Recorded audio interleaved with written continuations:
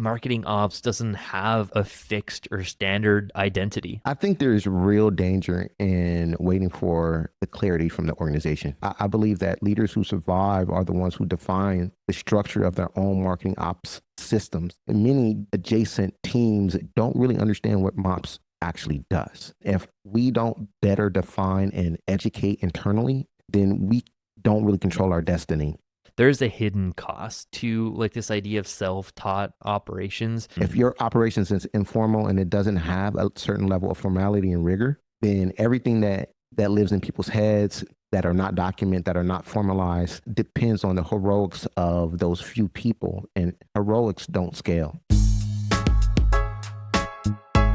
What's up, everyone? Today we have the pleasure of sitting down with Ronald Gaines, digital transformation and marketing ops leader at Sunbelt Rentals.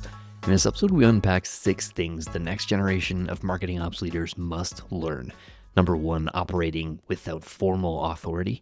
Number 2, stop waiting for the org to define your role. Number 3, the hidden cost of self-taught ops. Number 4, thinking in products instead of tasks. Number 5, why data discipline outlasts any platform. And number 6, how to protect your team's capacity. All that and a bunch more stuff after a quick word from 2 of our awesome partners. This episode is brought to you by Revenue Hero. 2 field forms.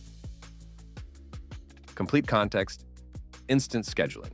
Finally, you get to pick all 3 without a single line of code. Introducing Native Enrichment by Revenue Hero. Plug in Clearbit, Crust Data, Apollo, or stack all 3. Enrich all the data you need instantly on Submit.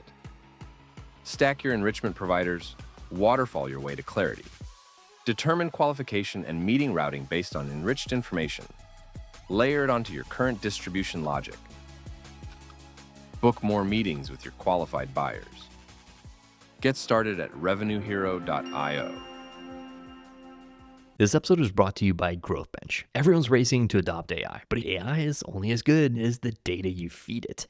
If your customer profiles are fragmented, your events are inconsistent, and your tools can't agree on basic metrics, all you're doing is automating your mistakes. GrowthBench fixes all of that. As Twilio's highest tier consulting partner, they've completed over 400 CDP projects, building the clean, unified, real-time data infrastructure that makes AI actually work. They handle everything: data foundation, ID resolution, stack integration across 700 plus destinations, all connected, all trustworthy, all built to drive revenue. And they don't staff projects with junior folks who are learning on your budget. They embed senior practitioners directly into your team. Think of it as like adding a world-class Twilio expert to your org chart without the actual full-time hire. Companies like Vuori, Nutrafol, Dialpad trust GrowthBench to make their data foundations AI ready. Want to stop guessing and start growing? Visit growthbench.com/humans to book your free growth audit. Ronald, thank you so much for your time today, sir. Really excited to chat about all the things you've cooked up for us today. Listen, I'm a big fan of the podcast, a big fan of the platform, and I love talking shop and building with fellow MOPS peers and those who are tried and tested. I really appreciate that. It's been a long time coming that we wanted to get you on the show. I know you're friends with Daryl here, and yeah, this episode is for the marketing ops leaders who, they feel like the role is impossible sometimes. We have like love-hate relationship with some of it sometimes, but these folks want to still understand how the next generation survives. And Ronald, you've cooked up this like list of 6 things that the next generation of marketing ops leaders have to learn. So I'm going to toss it over to you. Just like help us set the premise here. What was your inspiration behind some of these 6 things? Yeah, I think my inspiration was to make sure that the MOPS professional knew there's a way to navigate through the ambiguity of MOPS roles. There is a way to push ourselves past the survival phase of taking in all of these ad hoc requests and being operational glue across so many different domains without having any real authority around how we are approaching that work. Ronald, so like the first one you said was learning to operate without formal authority, and how influence is a core skill and not something that you just kind of pick up. Relationships you kind of have to do on the job. Like, how do we focus on that? So, maybe help us coin the stage here a little bit. Like, marketing ops people feel this thing is that like we sit at the center of execution. Like we need a landing page. Like, oh, that's owned by demand gen, but we can't do it without marketing ops. Like, oh, we need product data in the customer engagement platform from the warehouse. Like, it's owned by Lifecycle, but we can't do that without marketing ops. Like, all these things that want to get done across the company, marketing ops has this role to play in a lot of them. And we talked about this like authority paradox that we have. We touch everything, we feel super important, but we don't really control anything, and we don't have authority when it comes to a lot of these things. So you said that influence becomes the only way work moves forward. And for future gen marketing ops leaders, this is kind of a requirement or something that's super important for you to think about. Why do you think MOPS leaders who learn to operate through influence become indispensable? And talk to us about like some of the steps that folks can take today to start being better at influence. Like, what does that look like for you? Yeah, great question. I think what MOPS leaders who operate through influence become indispensable because they demonstrate the ability to be accountable to MOPS practice that has a rigor to consistently produce dependable outcomes with quantifiable business impact. If you cannot quantify the work that you're doing for the business and the impact that it's making on the business, then it's very, very hard to have the necessary influence and authority you need to push and push back on certain assignments and protect your bandwidth.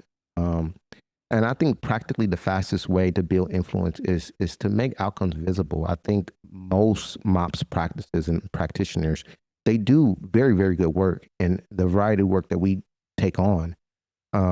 It's just that when people see that your involvement reliably translates to actual business results, things like fewer incidents, things like faster launches, better data, more sophisticated capabilities for the business, then you'll start to see that your MOPS practice will start to carry more weight without asking for the authority. You'll start to have this unspoken influence. And if I had to give some simple but powerful steps for the MOPS practitioner out there, I would say, first, if you do not have a central intake process, I think that's imperative. You need to create a central intake process. For those MOPS practices that may have more mature practices and they do have intake, create more rigor around that intake process. Start to better size what that request looks like. Starts to better prioritize what that looks like. Get better information and intake around the metrics and the outcomes that particular work is going to drive. The second thing I would say is translate requests into actual outcomes. And so really working with that requester to quantify the business value in the ask. And then prioritize.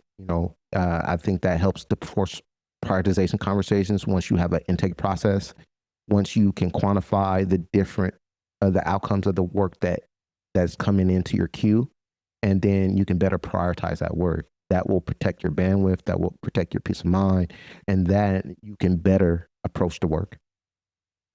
Totally. This one really resonates with me because if you think about it, not just in marketing ops, but just in business and honestly, like life in general, you don't have authority over a lot of stuff. You think you do, but you don't. And even within the business, if you're a MOPS leader, like the MOPS leader, you don't have full control over the tech stack. Yep. There's still IT, there's still sales operations. There's legal and compliance. So you can't just push your will through. Right. And even as like a marketing leader, even the top marketing leaders don't have full authority either. Yeah. There's still what's happening with the product. There's still what's happening with the sales. And the CEO can literally just say like, I don't like this plan. You know what I mean? So we've all seen it. Yeah, we've all seen it, right? So this is being able to operate and influence without authority is a superpower. 100%. I like all the things Ronald said. It's also just like, I think we've said this before, but like talking to each person, like each professional that you meet, like as a person, what do you want? I'm pretty sure we want the same thing. Like, this is what I'm trying to do. Let's do it together, And actually, let me add another layer to that. And the layer is this: the influence that I refer to isn't just relational influence. And relational influence will be great. It's great for those cross-functional relationships to get cross-functional work done.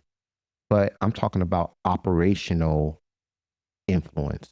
I'm talking about the credibility that your MOPS practice builds by having consistent and dependable outcomes that, again, drive business impact. And again, I know a lot of MOPS professionals are already doing great work. You have to create visibility in the great work that you're doing with the level of formality that people see the credibility of the work that you put in. So that credibility mixed with I deliver and I can quantify how this is going to actually benefit the business.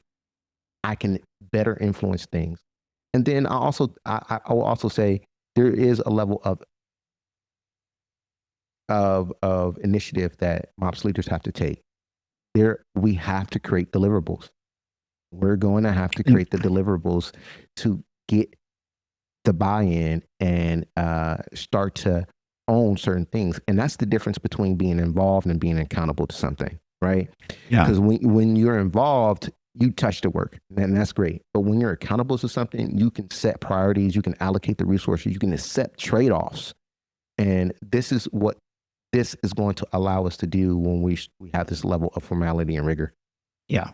Well, I could talk to Ronald about this all day. Seriously. Yeah, we'll skip to the second one here because there's a lot of overlap, or I guess like a really cool transition to this one. So the second one you talked about, Ronald, was stop expecting the org to define your role, and that waiting for clarity is a career trap.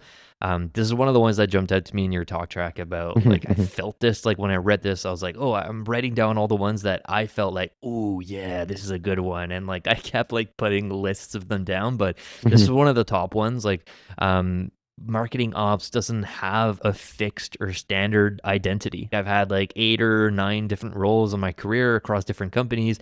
It's never looked the same at any of those companies, whether it's like because the size of the company, the size of the marketing team, the size of the marketing ops team, the tech stack, like the business model, B2B, B2C, like, dude, marketing ops isn't the standard like thing that is the same across all companies. It is for certain marketing roles, like demand generation, SEO, PMM, like those roles, obviously, like there's nuance in there, but most people know that there's structure there and it looks very similar across companies. Marketing ops is a different bucket. I've never had a role in marketing ops where I didn't have to define what the heck marketing ops meant to other people in the company. So I want to like let you chat about this because like this is super frustrating for some people. But Ronald, you're basically arguing that, you know, this is one of the things that next gen marketing ops leaders must learn because clarity can be a career trap if you're waiting for other people to like define that role for you. Why do you think we should all stop expecting the org to define our role, especially for folks that are like a bit younger in their career and they're just like, yeah, I'm at a big company. This is my job description. This is how things run. Like, who am I to like tell the org that no, this is not how I'm going to define this role? How do you learn to define your own role and success without waiting for that permission? Curious your thoughts there. Man, great question. I think there's real danger in waiting for the clarity from the organization, and waiting for a clarity that may never come from the organization. So I would say while you wait, you got to understand that the work is going to continue to expand. The campaign is going to come in, the data needs, the compliance, tooling, AI is being thrown on top of it. And suddenly, you know, the MOPS practitioner doesn't have, are taking on all of the work that doesn't fit neatly anywhere else like we always do. And that leads to the overwork. That leads to the burnout. That leads to all of the other negative things that we experience as a part of this particular role. So I believe that leaders who survive are the ones who define the structure of their own marketing ops systems. I believe marketing ops being so dynamic from org to org with all of these different variables that, you know, decide what your MOPS complexities will look like. I believe with all of that complexity, marketing ops is a fluid operating system, right? And that means when you go from org to org, there are going to be some standard components, but the formality that you bring to those components and seeing the different complexity of the business, their particular tech stack, their business model, their needs, et cetera, you start to build out what your MOPS practice actually looks like and start to define your role. The other thing to be very, mindful of is the fact that many adjacent teams and divisions don't really understand what MOPS actually does.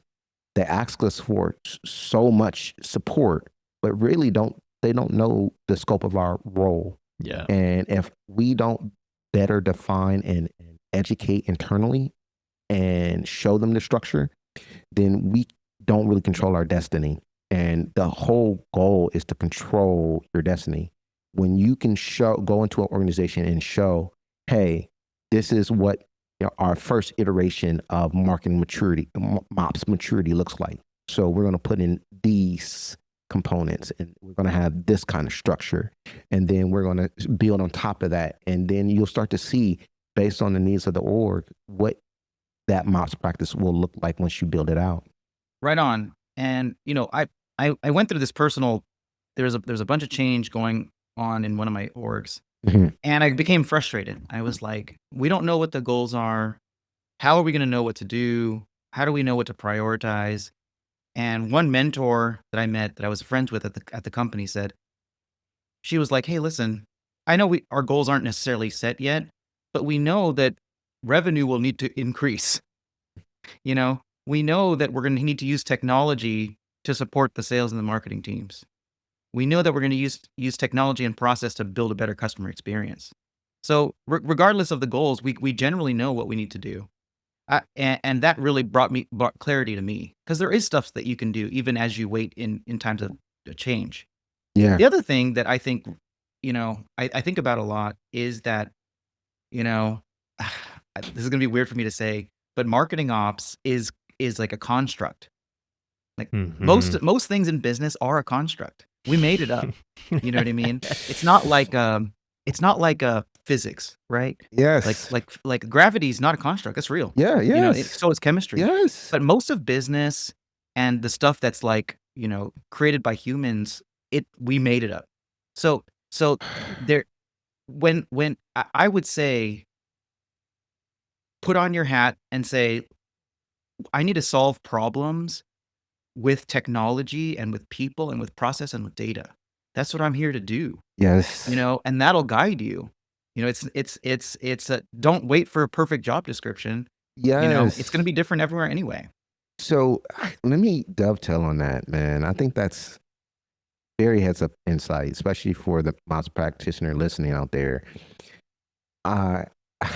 Same here. Like, first, you need to understand that the ambiguity is a part of the role. I think the trap is unowned and undefined ambiguity, right? And what I mean by that is the ambiguity that I accept, I have to define and be okay with that, right? I got to be okay that demand gen is going to come to me in the 9th hour with the landing page, but I will have a rigor and process that I can point them to, right?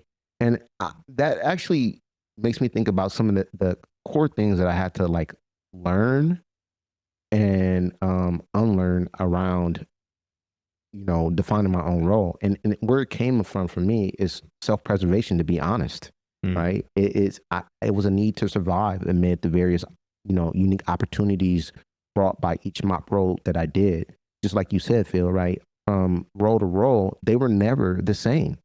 So I learned to stop defining my role by the task that I was doing and started defining it by the capabilities and outcomes that I was driving within the role, right? Like Daryl was saying. So I learned to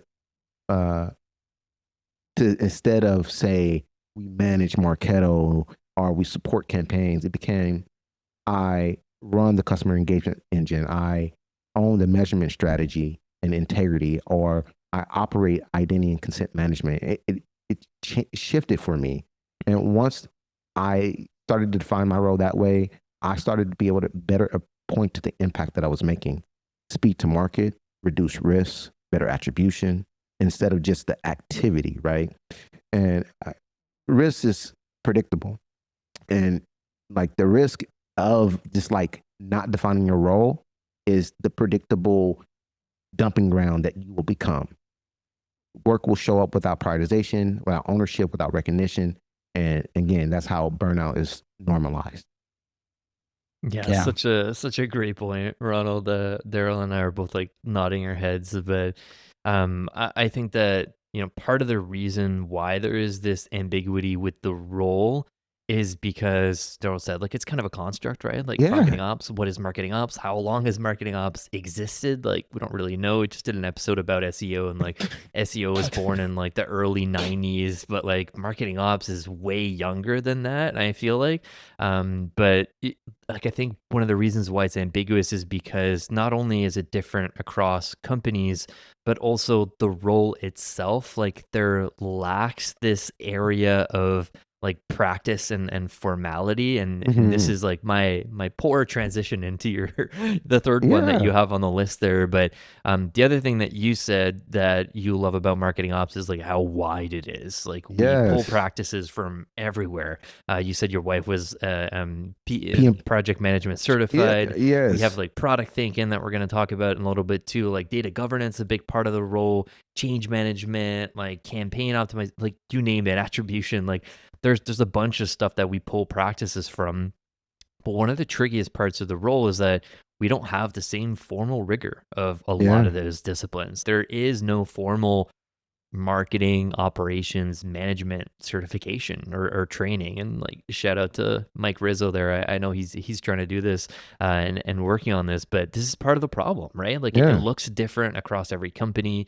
And so like what I wanted to ask you about this one, Ronald, is like you said the next generation of marketing ops leaders like must learn that there's a hidden cost to like this idea of self-taught operations.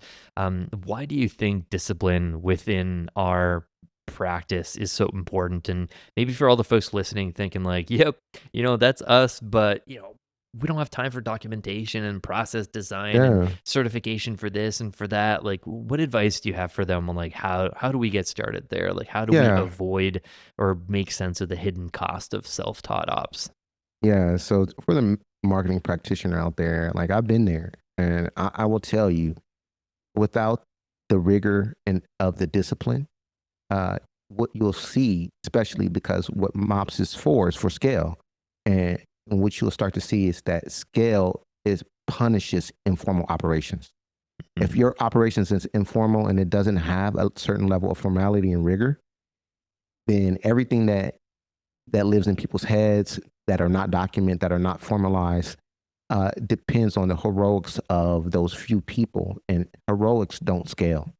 And what I've seen specifically is that um, for those who think that this is me, I would say start with minimum viable discipline. And what that could look like is start documenting. Don't document everything, but document like your failure points. Document the boundaries, your SLAs, your service agreements, your service catalog itself. What actual services and things are produced out of your MOPS practice? Like when you have a service catalog with SLAs, when you have things like identity resolution and your suppression logic and your deployment steps and your compliance, data compliance, and standards. Like these things become the boundaries which you start pointing people to, and you can start operating with more scalable and repeatable process. Yep. Totally. I love heroics don't scale Mhm. because heroics, what we mean by that is you stay up all night or all weekend Mhm. uploading crap, fixing the data, working late on the email campaign. Heroics then become expectation for next time. Yep. So it doesn't Yep. scale. You just burn out. Yep. And the leaders don't know that you're staying up late. I mean, you could tell them, but they're just like, staying up late doing what? They think you're lying. Um, the other thing that really resonated with me is if you have that process, like good operational discipline, it kind of informs the strategy a little bit. It kind of it's like a sign that the strategy is clear Yeah. and and has good grounding. Here's an example. I was putting together one time for an org the process around how to launch a campaign. Hmm. And what we found out was one of the first steps was we needed to get a new data point from our data warehouse Hmm. into the email platform every time. Every time. So what that meant was the marketers for each campaign were coming up with something new and a new piece of data that they needed that they didn't already have. So that's a big waste of time. Yeah. And what it also tells you is marketing is like this finger in the wind. What are we going to do this month, guys? Where it should be, as we all know, it should be programs that you improve over time, Yeah. Yep. right? That you continually test, and it goes into upward spiral. Yep. But a good ops process kind of points to that, kind of saying like, hey, this is different every time. Like, and it just kind of like, I think good ops people know that when you put in process, you can start to see the cracks, and you can Yep. start to see what's not strategic, what's not efficient, and what's really kind of like random acts Yes. of marketing. Yeah. I love that one. Random acts of marketing. Yeah, that's Emily Um, Kramer. Shout out to Emily. Yeah. I love That's what it. I I wanted. love it. And this is what I would say to the practitioner out there as well. I think that's great insight, Daryl. And I think where this comes from for me, because I really do see it within the community, is that I don't see a lot of practitioners who are PMP certified Mhm. who look at DAMA for data management formality and frameworks, that look at ITIL for IT service, or look at product management frameworks. The rigor around these particular disciplines that we adopt as a part of marketing operations, we need to better insist on learning and better learning and understanding that rigor of that discipline as we apply it to MOPS. When we do this, people will start taking you serious. They start taking your practice much more serious because you put the rigor into your practice. And you will start to see you will have better boundaries in this very fluid role that we exist in. So it is so imperative for MOPS practitioners out there to go gain that rigor, to go insist and create that rigor within the processes that they bring into their orgs and the brands that they serve. This episode is brought to you by MoEngage and their new warehouse native CEP, which revolutionizes the way data should be seamlessly fetched, analyzed, and activated. Now you can use MoEngage Cloud Data Sync to sync your warehouse data with MoEngage and use it to segment audiences or personalize messages without any development. Just set and forget. Use MoEngage warehouse segments to create segments on your warehouse data without moving underlying events, properties, or proprietary segmentation logic, and activate them directly on MoEngage. Using warehouse data analytics, brands can also directly generate insights from their warehouse data. Your long search solution for seamless data sync, smarter segmentation, dynamic personalization, and delightful customer experiences ends here. Warehouse native CEP from MoEngage, making it easy, smart, and secure. Learn more at moengage.com. This episode is brought to you by our friends at Knack. I have the amazing pleasure of chatting with some of the greatest minds in marketing operations, but you'd be shocked at how many of them have the same issues when it comes to their campaign creation process. They're dealing with things like scaling, personalization, keeping assets on brand, render testing emails, working in rigid templates, and worst of all, having to hand code emails. But many of the leaders in the space are using Knack to eliminate these headaches. Knack is a no-code email and landing page creation platform that covers initial campaign requests right until the sync to your marketing automation platform. Knack improves the whole campaign creation process by bringing the building, optimization, testing, collaboration, and also translation functions all in a single spot. So you don't have to jump around and coordinate feedback between a bunch of different people or wait on developers for very simple edits. Because at the end of the day, marketing ops folks want to focus on process and efficiency. Marketers want to focus on creativity, and Knack makes sure you get both and then some. Check them out at knack.com. That's KNAK, and tell them we sent you. Yeah, such a great point. I think we have a lot to learn from project management folks, product management folks also. I think, product management is a really fun area to learn from. There is a certain process to that, but it's been around forever, and there's like a bunch of product people and sometimes like a whole product organization, right? And they work with product managers who work with product marketing managers. And so I don't know, like sometimes I feel a bit distant from that in marketing ops and working on Martech, but having worn the lifecycle marketing hat in a lot of companies, you're often the person working with the data team and the product marketer and the product team. So I wanted to talk to you about products because like we have a lot to learn in terms of like how do we figure out this like hidden cost of like self-taught ops from other disciplines. And the other thing that you said that the next generation of marketing ops leaders need to learn is that we need to start thinking more in products versus tasks, and product thinking makes value legible. So look, I know this is something that both you and Daryl are Yeah. big fans of. Daryl, when did you first come on the show? I think it was like 2024. We had like a good portion of the episode about this. Like, how do we think more about a product? How is marketing more a product? But I think this is really interesting because like Ronald, like data pipelines, automation, workflows, platforms, like they should all be products. Like, why aren't we thinking of these as products? And products have like life cycle and roadmap and investment cases, retirement plans when it comes to like migrations. So what do you think product thinking makes value legible? And why is it one of the most important things next gen leaders should focus on? Great question. Yeah, I think products require explicit success criteria, right? When you own a product, you define what good looks like, and that's the shift, right? You're no longer just executing strategy; you're defining value, and through the capability that you're building or the deliverable that you're working through, right? And so, product thinking will force us to define the users. It will force us to define the outcomes and the success metrics. And what I've come to understand is that uh, we can frame our work in the various tasks that we do, but what I've learned is products get funded, tasks don't.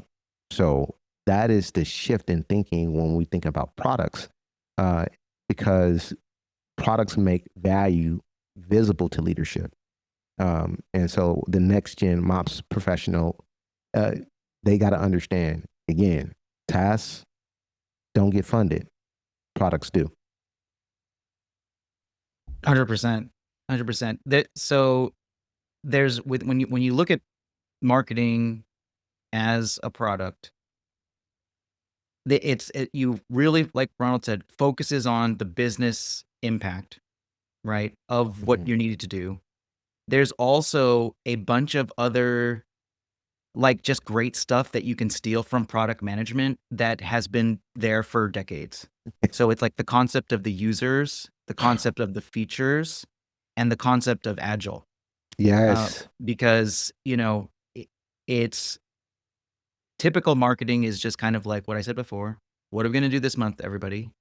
And it's also kind of just do the same thing we did last year. Would you call Right. that like finger in the wind marketing? Finger in the wind. You're like, what's going on today? But when you think of it like a product, and you have specific like cadence of reviews, you ask the hard questions like, how's it going? Yeah. How are we doing? Is this even worth doing anymore? Like that is 100%. a really key question. Mm-hmm. Yeah, I think that's just to again booking that again. The whole goal is to move your MOPS practice from being a cost center to a value enabler, a capability builder, right?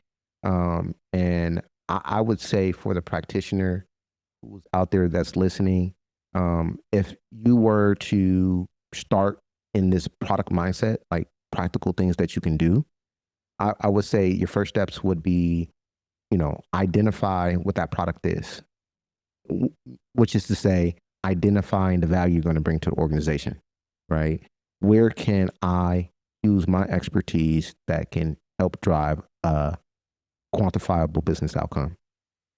Within that, you will start to define the users. You'll start to define the dependent teams you'll need to bring that and manifest that, work, right? Whether that's demand gen, lifecycle, sales ops, whoever. Then from identifying that value in that actual capability or that product in the work, defining the users and the scope, then what you will build is, again, to Daryl's point, some of the deliverables and some of the great stuff that we'll get is like a feature brief or product brief, which is a 1-page document that outlines the product, your problem statement, the things you're going to solve, how you're going to approach it, the scope, the users, the outcomes, the KPIs, the dependencies. And when you have that, it is a great artifact to start to go get buy-in. And then what you do when you build enough of these, you start to build a roadmap of the outcomes, not the features or the products, but the actual outcomes. Because when you show, especially to leaders, that roadmap of outcomes, it helps them to better prioritize and say, oh, yeah, I want that personalization capability. Can you bring that up, sir? Well, this is the trade-offs. And we start to have a different conversation. And then the last piece of it, I will say, track the work, right? You track the adoption of the products that we put out. If it is just a landing page for the demand gen team, did they use it? What was, for what purpose?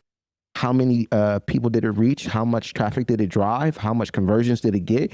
I want the whole thing all the way down. And you'll know if a product is good, because if no one uses it or if it breaks, it's not a good product, right? But if it's a good product and people use it, then I want to be able to track the adoption and reliability of people using that product. And that's where the life cycle of the product comes in, right? I can continue to manage it. Here's the next iteration I can do. As to Daryl's point, I got this one data point from the warehouse, but we want to expand those data points so we can expand our segmentation capabilities, right? So that's in the next iteration of that product. And we can continue to build and iterate on products that we've already brought to market, which is a great ability and gives us great value long term. Yeah, this is one of those like nuanced marketing ops ones where, if you tell like an average marketer, like Martech and marketing ops should be thought of more as a product, like they would just be like, but like Martech is just a bunch of products. Like, what do you mean? And you're like, well, no, you don't just buy a Martech product and then slap it on. There is an entire process to getting that hooked up. And then guess what? Like once it's hooked up, it's never perfect. Like there's a life cycle to that product, improving it, getting adoption for it, hooking it up to new things. And, lo and behold, finger in the wind, there's going to be new requests and you need to tweak the product. And so I really love the rethinking of it for the discipline there. All right, looking at time, so we're doing good on some of those. We're in the final two things, Ronald, that you think marketing ops leaders need to double down on. I'm really excited to give you room to talk about this one because I totally agree with you on this one. You said that data is the career moat that you want to invest in as a marketing ops person.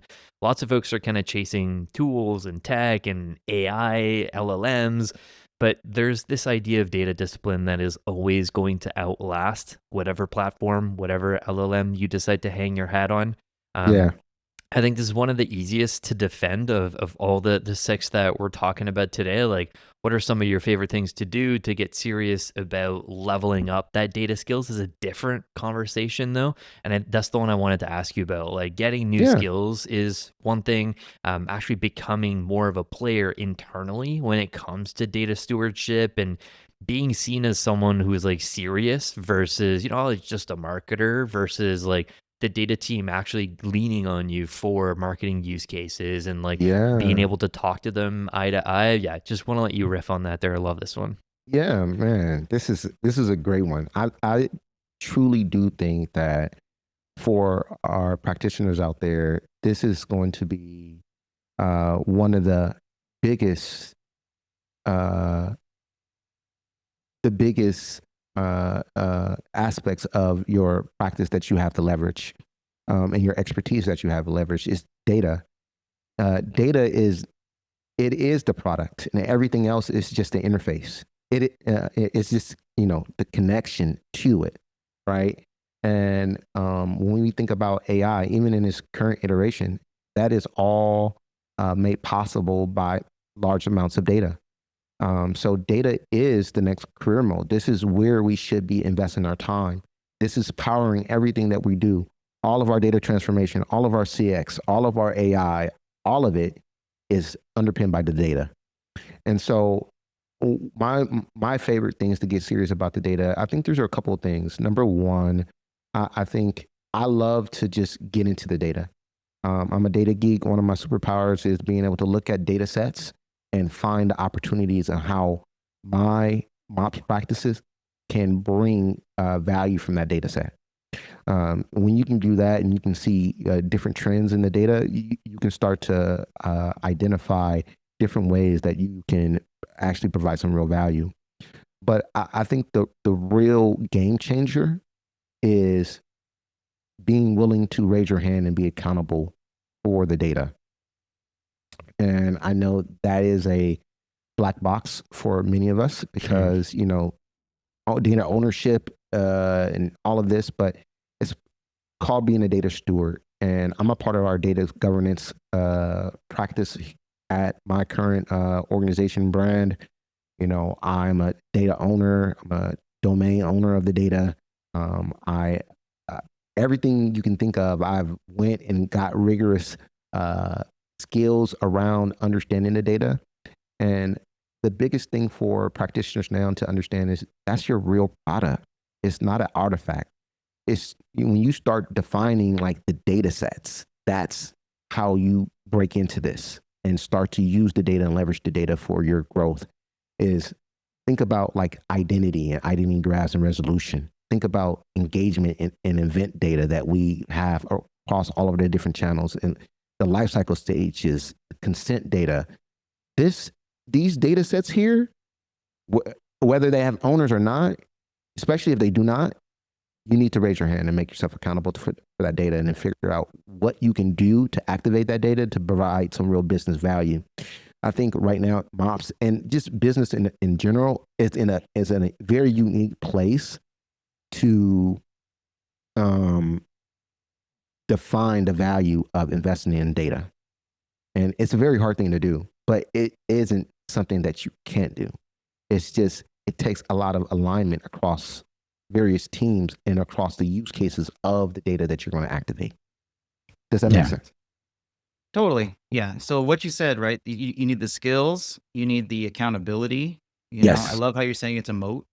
Yep. You also need the storytelling / translation Yes. into what matters to people.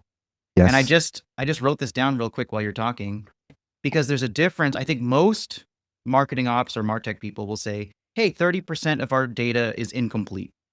They'll say something like that, but it's a different story when you say, hey, 30% of our data is completely unusable for our GTM efforts. Yep. It's a different thing when you say, hey, 30% of our data may lead to a compliance or legal issue. Mm. You know what I Yes. mean? So instead of saying just the first part, like you need to have that sort of business acumen and it's like overall like empathy to translate this into what it means. Because after you said the second couple things like unusable for GTM and there might be legal problems, then I think you're going to get your projects prioritized. Then you're going to get the investment that you need.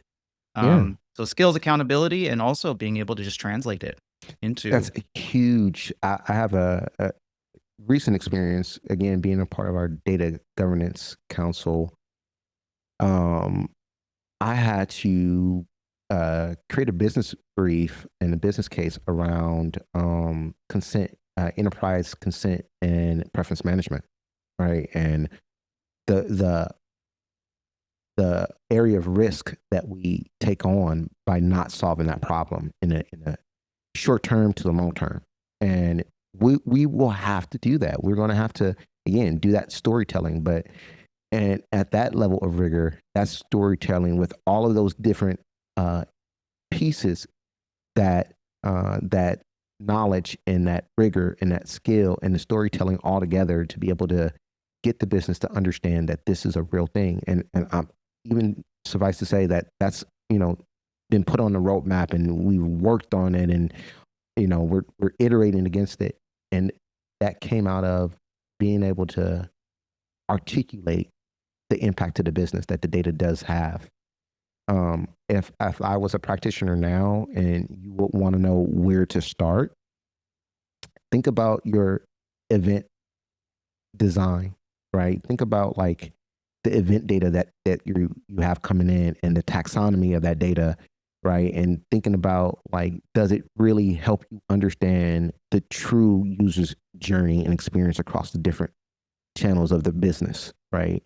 And so what do they true experience look like? Or it could be around identity graph, right? And that's to make sure that you can tie profiles, contact profiles together across various sources and systems within your stack. Very, very important areas that you can already start to take some ownership of, start to figure out, get more familiar around your business, and start to make an impact. Because what we're in is it's not learning about SQL or CDP, or it's about really building systems that you can trust, the ways that you're going to operate and use that data as a data steward, right? And to actually bring value to that data. Again, it's a product. It has a life cycle. It has a way you can manage it. You just have to frame your business towards it. I love it, Ronald. I was actually going to ask you next, like, where do people get started there? There's so many things to unpack, but I think your two examples of just like identity graphs and like where events are coming in, mapping those together. I Yeah. feel like, no one's going to hold your hand and tell you like, hey, we noticed that, you don't really have enough data chops. Here are things that like no one's going to like take that for you. And so I think part of your answer is you need to be curious about this. Like if you want data to be your Yes. mode, you can't sit around and wait for someone to tell you like, hey, here's a new project that you're going to like be part of the data council now. If you have a data council at your company, why aren't you part of it? Like if there's data Right. privacy discussions and like identity graph discussions, like why aren't you part of it? Like if marketing ops Right. isn't thought of for those discussions, get your hand up, like join those meetings or like get the recaps of those meetings after. So yeah, I love that one. I think it's a super important one. The Yeah. last one that you have on the list, Ronald, it's like last but definitely not least. We're bringing it back to the namesake of the podcast. You said that one of the key things marketing ops leaders need to lean into is boundary setting and protecting yourself as a practitioner. So despite, all the ambiguity and the misunderstandings of the marketing ops role, we're designed to absorb work from other folks, and we're often called into work when stuff is broken, and we're rarely celebrated when things are flowing seamlessly because no one thinks about it, right? So we're all familiar with the toll this can take on the Mm-hmm. profession of marketing ops. Chronic overload, unknown work becomes things that's just like normalized in the company, and burnout. I think every one of us on the call here has felt it. I think for Yeah. sure a lot of listeners have. You've talked about the fluidity of the role. I feel it makes boundary setting even harder. How do you prevent feeling like you're blocking progress when you say no to things? Because I think that's one of the reasons we get burnt out is we don't feel like we have the ability to say no to certain things. And maybe chat about like your advice for folks when it just comes to deliberate boundary design. What does that look like for you? I love this question. And I think it neatly packages everything that the points that I made before Yeah. up really nicely. And the answer to this is I don't even have to say no. I don't have to say no and feel like I'm blocking progress. Instead, I just redirect them into my intake process.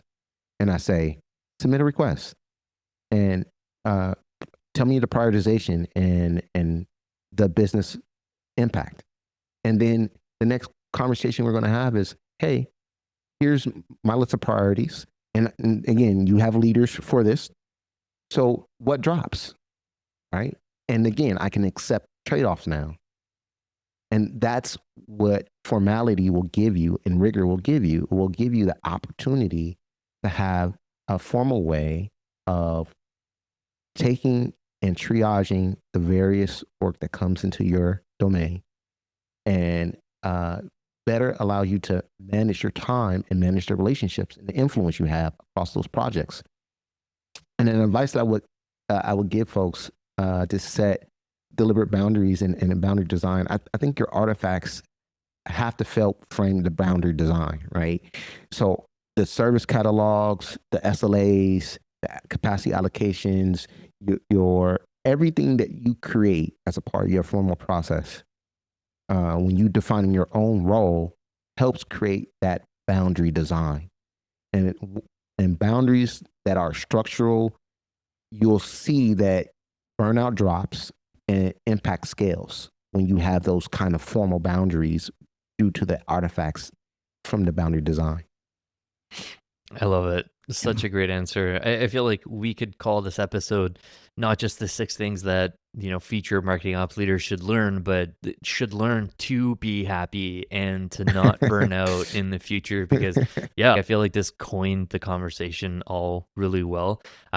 We asked this happiness question at the end of the conversation to everyone, and maybe part of your answer is just like, I stay happy at work by having a rigorous intake system and just like blaming the intake process when someone is asking for other stuff. But I'm curious if you have another take there. Like, you're obviously a marketing ops leader, frequent speaker, you do a ton of stuff, you're also a family man, dad, community advocate.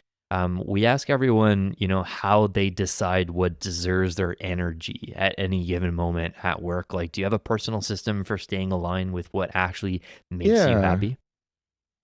Yeah, that's a good question. Thank you for this. I think for me is, and I think it's very important for the MOPS listener to understand, is that like our life is beyond just this role and figuring out the nuances of this role and quantifying this role. Like, we have real life, we have real passions and purposes beyond the brands that we serve. And so for me, happiness is those things that help me drive and help me fulfill my purpose, help me fulfill my passions, because those things inherently make me happy, right? And I had to figure that out. I had to figure out, like, I can get into the rat race and trade 8 hours a day plus, right? 10 and 12 when you're really investing in your career, to whatever expertise or industry that you're in, and give that to that organization.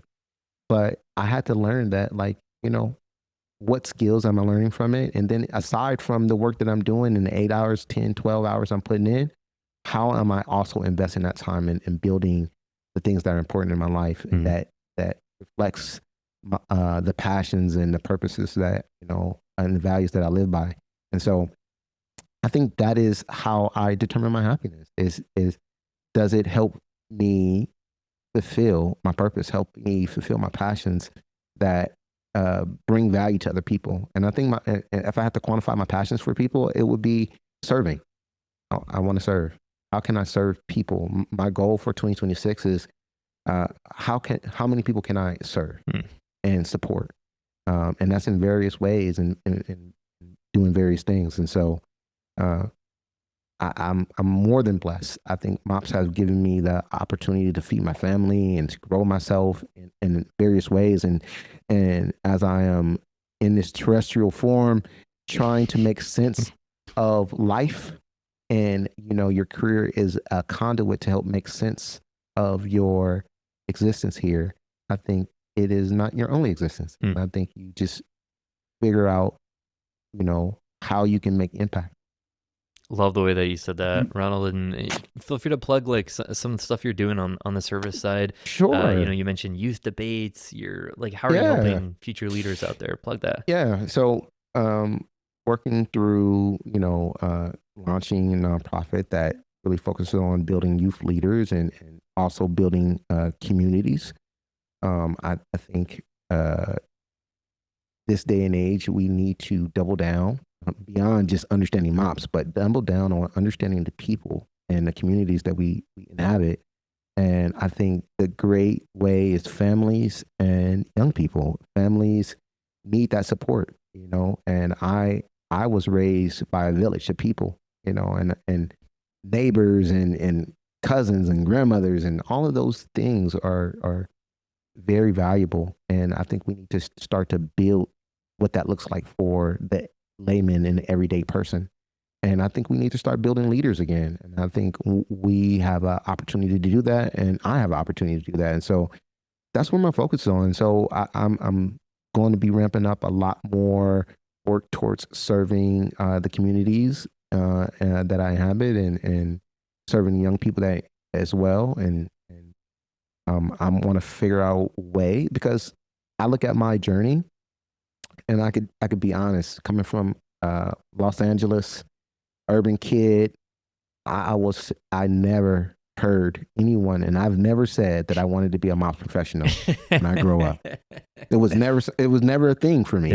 Yeah. But again, through my journey, I can give people the breadcrumbs on how to have a quality of living and secure a quality of living in a way to thrive instead of just survive. And so that's what I'm looking to do with my expertise and my professional career. And is, how can I serve? How can I grow people, grow communities?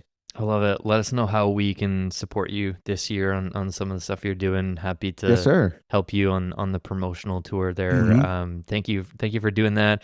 Yeah, I love the goal of like I don't know if you've seen like all those like Pinterest boards, like when kids start going to school, like all the parents have this like board of like, oh, like what's my name, my favorite thing I like to eat, and it's like, what do I want to be when I grow up? I want one person to say marketing ops on there, a 4-year-old.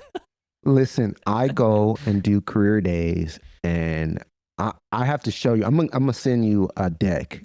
It was a